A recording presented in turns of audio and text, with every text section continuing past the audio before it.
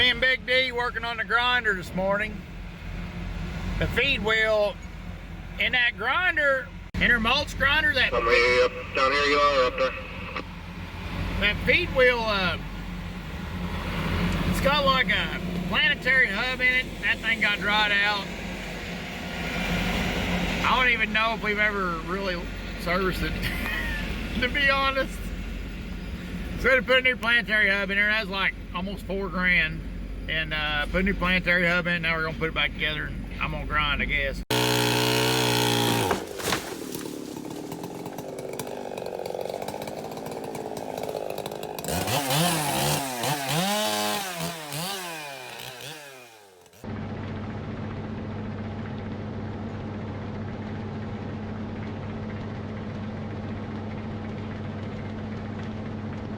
Howdy guys, me and Derrick got along pretty good getting the feed wheel in. It went pretty smooth. As I tell you, Derrick knows the stuff when it comes to working on things. It's nice to work with somebody that's pretty intelligent like that. So that went really good. We took I didn't show none of it. We was busy, things was a-rolling, and I needed to get to grinding, and I don't know why. I just missed out on an opportunity to show y'all how the feed wheel drive works. It's a planetary hub is what it is. Now it runs in a low, and there's the screen buzzing around, and you see the grinder wheel spinning fast, and the slow shaft down there is the feed chain. So anyway, I'll be back.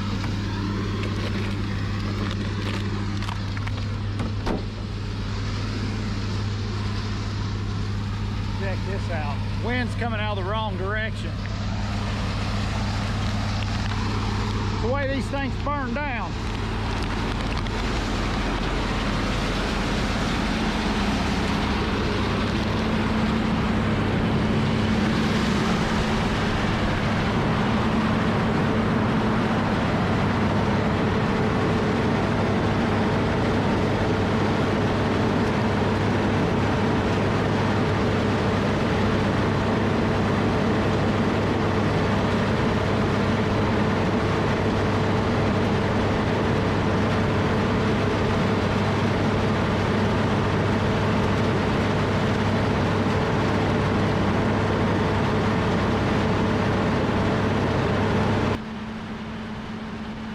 So the actual, and here's the motor running, the actual feed wheel, it's run hydraulically. It runs off a hydraulic motor, and then it goes into a planetary hub, and then there's a motor. The wind's out of the wrong direction. I end up moving the grinder after I get done recording and fooling around with my camera, because what it does, it'll stop up filters, it stops up the screen. It puts chaff on the exhaust manifold, which is bad news. But anyways, the planetary hub is actually supposed to be filled with like 50 weight or something, I assume. And then there's the grinder wheel spinning. But we went ahead and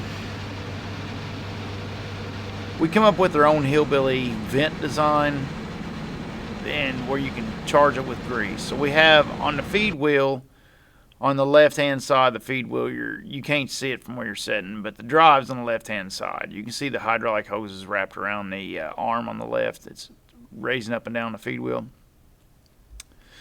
The drive has got, inside the feed wheel, it has we stubbed out a grease fitting. I should have showed it all. I'm sorry I didn't. I just got focused on production. But we made a grease hose, and we made a vent. We do that in a lot of situations, to where you got a neglected piece. When you put a vent on something that grease can come out of, your grease is also your seal, so it keeps dirt and debris from getting inside it.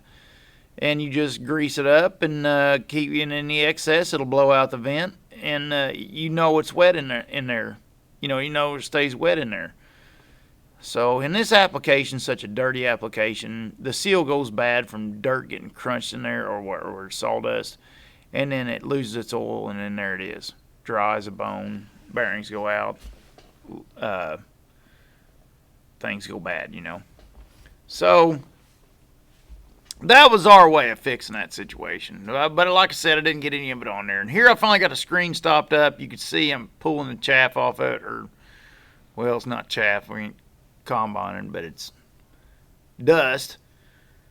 Mostly because the wind's out the wrong direction. It's got a cleaning brush that stays on it, but that thing's been wore out for a long time. Again, he's been on me to get her new brush to put on there. But like I said, usually when we set this grinder up, we set it up where the wind's in the right direction. So when you grind, it's not really where you want the grinder always. It's where the wind's the right direction to grind. And I got the wind totally out of the wrong direction. I don't have to move it before I stop up the radiator and stuff. Now, I moved the camera here. Most of this video is just different angles, camera angles, because grinding is pretty dull project, really, when everything's going right. If everything's going right, it's pretty dull. If everything's breaking and acting stupid, no, it isn't dull. But look, here was neat. I thought this was neat because look how far the drive shaft goes from one side of the loader to the other. I've seen a lot of situations where you get chafed hoses around a drive shaft and you're wondering, how can them hoses get chafed? Well, here's how. Look how far the drive shaft, the way the machine articulates, your axle or hanger bearing, depending on your application, is swaying from one side to the other so far. And I've seen that. You can see the center pin moving just a little bit. This loader don't really have play in the center section you can feel from the seat, but we do have a loader that's got a center section bad. We're going to have to unmarry the daggone thing and put new bushings and stuff in it. But this one, I think it's done had a center section put in it. This is number one. It's a 1990 model loader, or 92, I believe. And this puppy's been around a while. We bought it brand new. Probably got 40-something thousand hours on it, or 50-something thousand. It's been around the block a time or two. I remember this was our first G model loader we had on the place. And boy, I remember when it came around, it was like, boy, that son of a buck looked high tech, at the time. But, now it's kind of old school. It's kind of, it works good. It's not overblessed with power. But Big Meat kind of give her a little bit of extra throttle. I think it's son of a buck will wrap up 2,600 RPM, so that's not kosher.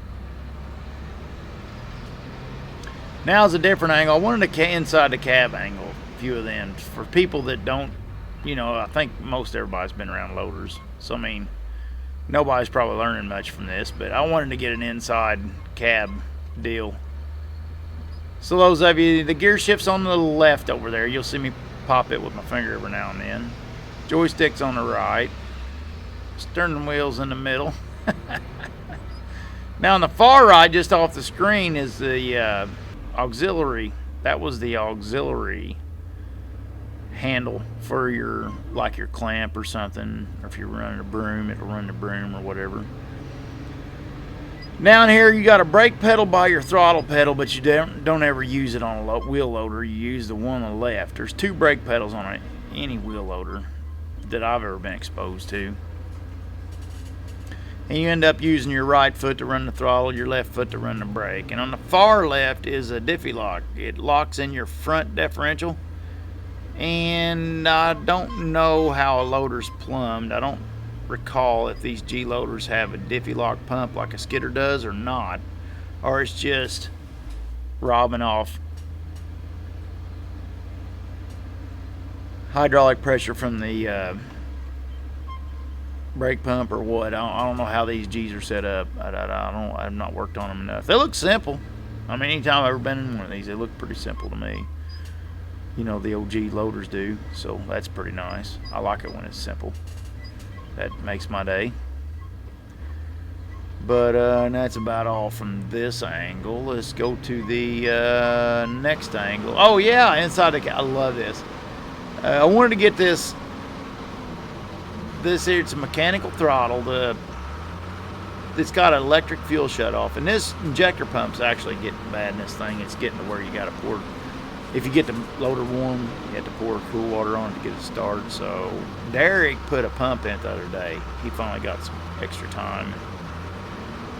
He told me, he said, "You can do it." And I was like, "Well, yeah, but I just didn't get to it. I was put it off a few days too long," and he went in there and done it. He said I set the RPMs back down to where they're supposed to be. I think he said I'm either 2200 or 2350. 2350 is good for these 4054s. 2350 is pretty good RPM for them. Now, me and Dirt Perfect was talking just the other day, and there's one thing he backs. Me and him both agree on without 100% of a doubt. These Deere motors, these small Deere motors they use in these construction machines, I'm going to tell you right now, they're good. I don't care who you are. I'm speaking for our company. We have had good luck out of these Deere motors. John Deere makes a good motor. They drive good. They're a good driver motor.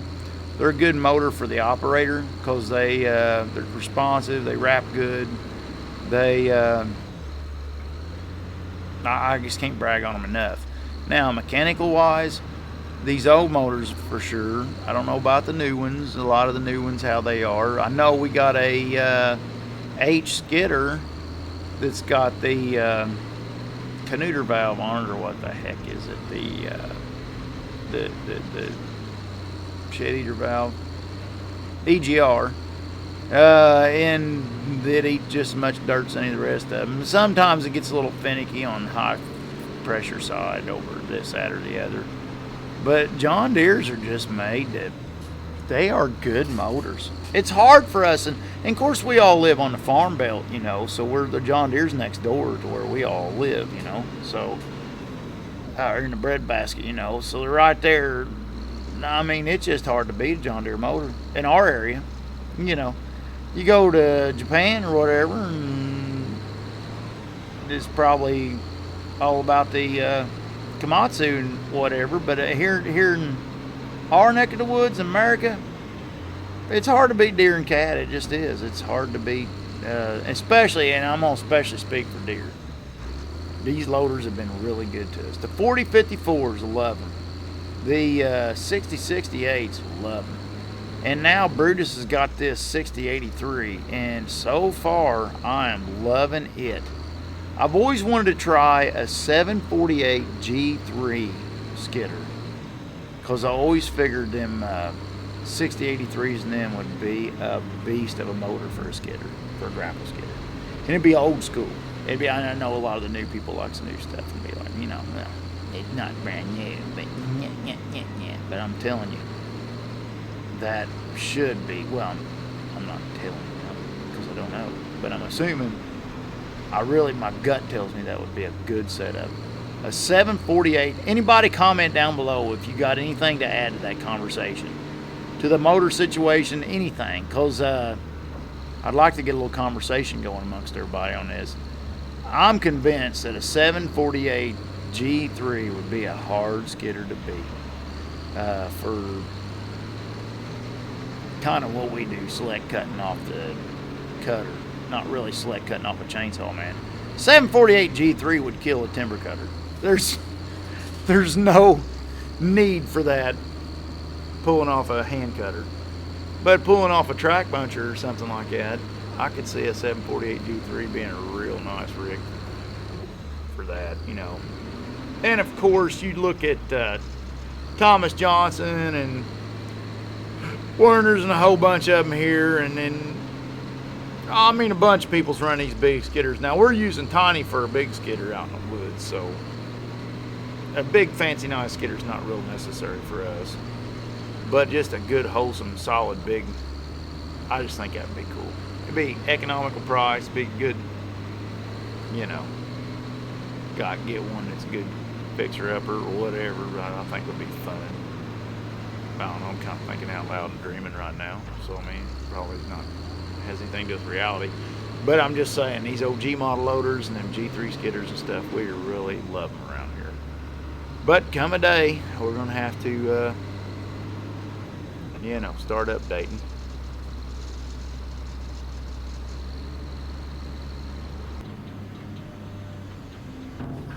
Now the bucket we use on these mulch loaders, these are 544 loaders. They're not a big loader by any means. Actually, they're kind of small. I always wanted to try 624 because they're kind of the same chassis size, but you could load up the tires with fluid on a 624 and you'd have your power to weight ratio. Seems to me a lot better on 624. It just seemed hard to beat that. These 7-yard buckets on these things for the light, they're 7 cubic yard light material bucket. It's not really a chip bucket, I don't believe. I think it's more of just like if you're just loading out coal or something like that, or I guess it'd be used as chips or whatever. I always wanted to get a chip bucket, like a wood chip bucket with the back guard being expanded metal where you can see through it. So if you're loading mulch, see, we sell mulch by the yard. So you go to load like not retail, but like a wholesale to a landscaper. It'd be nice to be able to load smaller yard amounts where you can see your product inside. You can't really see in the bucket from the seat until you load up a full 7 yards. And it'd be nice to have a big bucket with the grate on the backside, on the backsplash or whatever, the bucket, to where you could see down in there. And this is finished mulch that we're doing. There's our finished chip size you're seeing. But you could see down inside that bucket to where you could load a 5-yard bucket full or something to that nature. I just thought that'd be neat. And it'd be a little lighter bucket. These buckets are hair heavy for what we're doing. But no complaints because they've held up for years. Other than the leading edge that gets drug on a concrete and stuff. These buckets have held up for years with no cracks. I don't think there's been a crack on one of them. So that's been good. But they're a little heavy on the loader and they're a little nose heavy when you're operating and stuff like that. But anyways, I know this video's pretty much just been feeding the grinder and yakking, but I hope everybody enjoyed it. I like to mix it up with a little bit of something different from time to time when I can, you know. Kind of do the same thing every day, and I know it kind of gets boring, but thanks everybody for watching. Leave me likes, comments, and have a good one later on.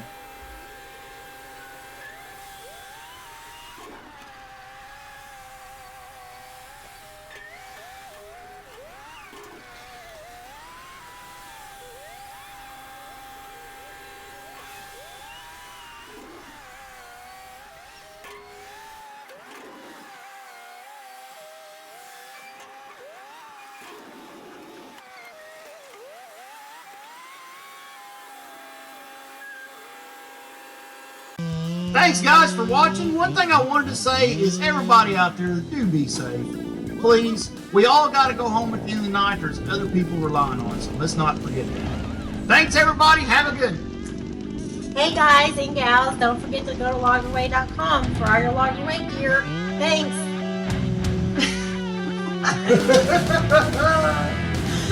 How much you paying me to say that? Man, how much you gonna give?